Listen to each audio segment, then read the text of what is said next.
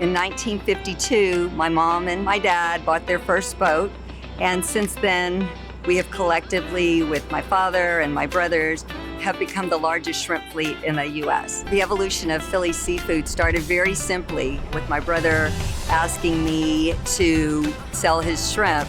We started out in my Suburban with my kids in the back seat, going into Houston, going to restaurants, and over time we were able to grow the business to what it is today. Because not only are we trawling in the Gulf of Mexico and it's domestically caught, not farm-raised shrimp, but we've been doing it for 60 or 70 years. And the knowledge that's been passed down for 3 generations, we've just made constant improvements to our shrimp vessels to help with longevity, help with efficiency, and help with safety for our men that are working on the boats. For the last 20 years, Philly Seafood and Capital Farm Credit have essentially gone from a really small line of credit into the multi-million-dollar line of credit that they have today, being one of our biggest customers. That's one of the strengths of Capital Farm Credit, is that we basically start from the ground up with you. Over the last 20 years, the financing from Capital Farm Credit, we were able to rebuild the fleet in the early 2000s, and now it's enabling me to add to the fleet and expand.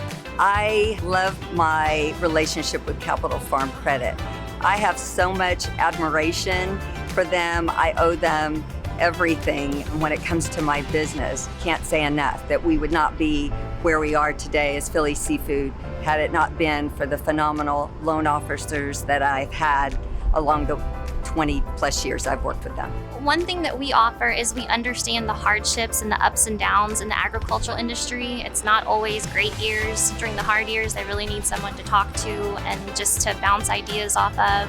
And we also tailor financing towards the customer, and we even have special programs for young, beginning, and small farmers, which is kind of where Philly started.